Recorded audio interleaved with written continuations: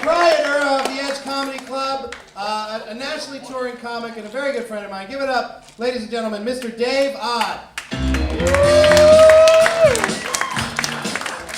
Hey everybody, how's it going? Give it up for Mike. I only tour half the nation, technically. Never been further west of North Dakota. How's everyone doing, huh? Come on, guys, how you doing? Talking about the day job, something I have not had since May of 2002, so this will be interesting. The last day job I had, actually, I was selling hair salon packages door to door. You ever run into those people on the street like, hey, can I ask you a question about your hair? And you're like, fuck you, douchebag, I'm trying to go to work. And they're like, well, this is my job, please buy something from me. That's what I used to do. And I would go door to door and sell stuff. And probably the best story that ever happened, I was in a place in Wilmette, in like an office building, and this guy was buying one of the salon packages for his wife. And we've been taught, like, if a man's buying one for his wife, try to sell him one too, and call it a sports manicure, and say, they'll clip your hair, and they'll you guys can go together and make, bond and stuff. So I'm like, hey, you can go with your wife and get a sports manicure. And he holds up his hand, he's missing all but 2 fingers. I'm like, don't know how I missed that. I'm like, so how'd that happen? He's like, I was making a rocket when I was a kid. I'm like, well, you didn't do a very good job. Good thing that you're an insurance salesman now and not a rocket maker.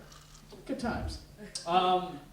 Yeah, so that happened. That actually happened to me. Other than that, I've been a stand-up comedian for over 10 years now. And I realized that being a stand-up comedian, you have absolute license to be a total douchebag and an asshole, no matter what. Like, you can just say the worst thing to somebody, and you'd be like, I'm gonna fucking kick your ass, bro! Oh, no, you don't understand, I'm a comedian. Oh, well, I guess it was cool. You called me a fat Polish bastard. That's pretty funny. Think of it. So, you have a free pass. That's cool. And before I went to comedy full time, I worked for an advertising firm for a while, and I was like the idea man. It was this marketing company, and basically all they did was he came up with ideas for big corporations and stuff. Came up with like new innovative ideas for the new millennium, and I got fired from that job, and I'll explain to you why. This is actually one of my actual reports from my old job. Where I had to come up with basically these ideas that they asked me to do, and these are just some of the ones that they rejected. I'll go over them with you real quick.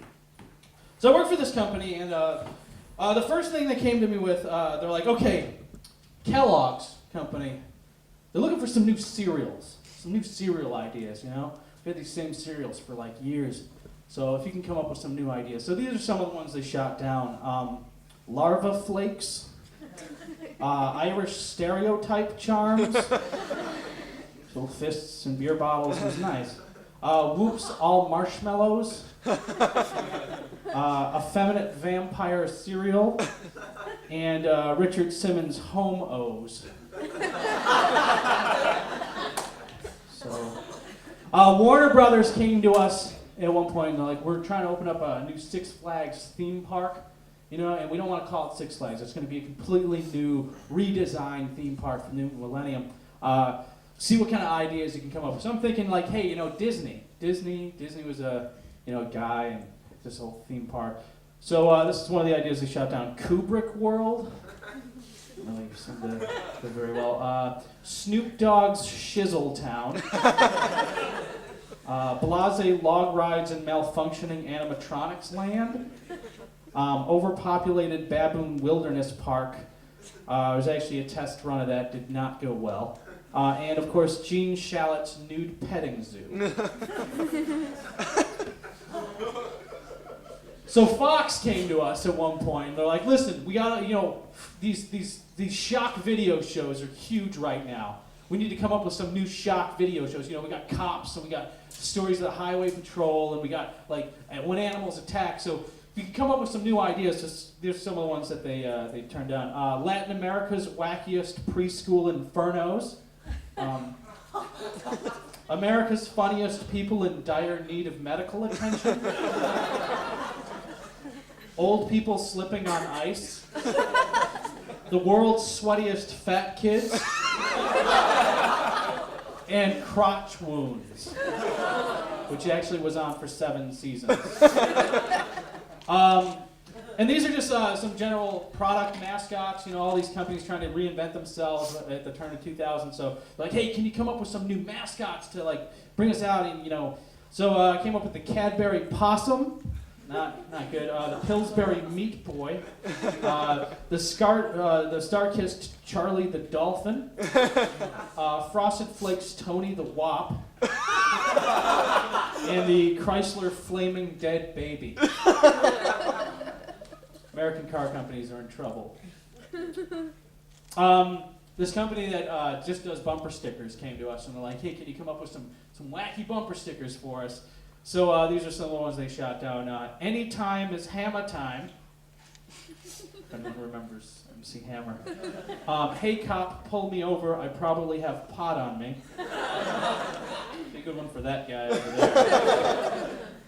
Or, hey cop, I'm one of the Hanson kids. If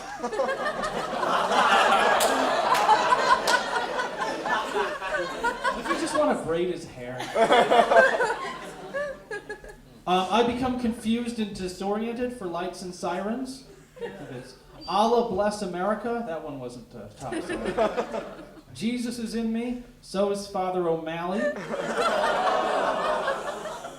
I voted for Bush twice. Trig Palin for president, 2044. It's the retarded baby, everyone. Pro-life, pro-war, pro-death penalty, pro-mixed messages. And my kid and my gun go to Elmdale High School. All right, good, fantastic. There was this kids magazine, and they were trying to come up with a list of like great gifts to get your kids, you know, like Furbies and shit like that. So these are some of the ones that they thought was bad suggestions. Tasty frying deep fryer, roll of sod, half a dog, Dianetics by L. Ron Hubbard, and Judith Light, the actual woman. Not a good gift for children. So the people that actually created Hard Rock Cafe came to us and they're like, listen, we need a new theme restaurant to really like kickstart the new millennium. What can you come up with? So these are some of the ones I came up with that they turned down. Ario Chuck Wagon. Right. Blarney Bludgeons, which is actually now in Wrigleyville. Legends of Shot Put Steakhouse. Larry Flint's Waffle House of Sin. And Tortured Capuchin Monkey Pizza and Games. It was really cute. He had like a little thing twisted into his head. But no. So this company, Random House book company, they came to us and like, hey, we need some ideas for some new children's books. You come up with the title, we'll come up with the book. So these are some of the ones I came up with for children's books. Your Friend Fire. Let's Play with Daddy's Gun. Good Night Silhouette of a Man Outside the Window. Peter Rabbit's Big Book of Interior Design. And the Children's Necronomicon. Book of the Dead, folks. Army of Darkness, see it.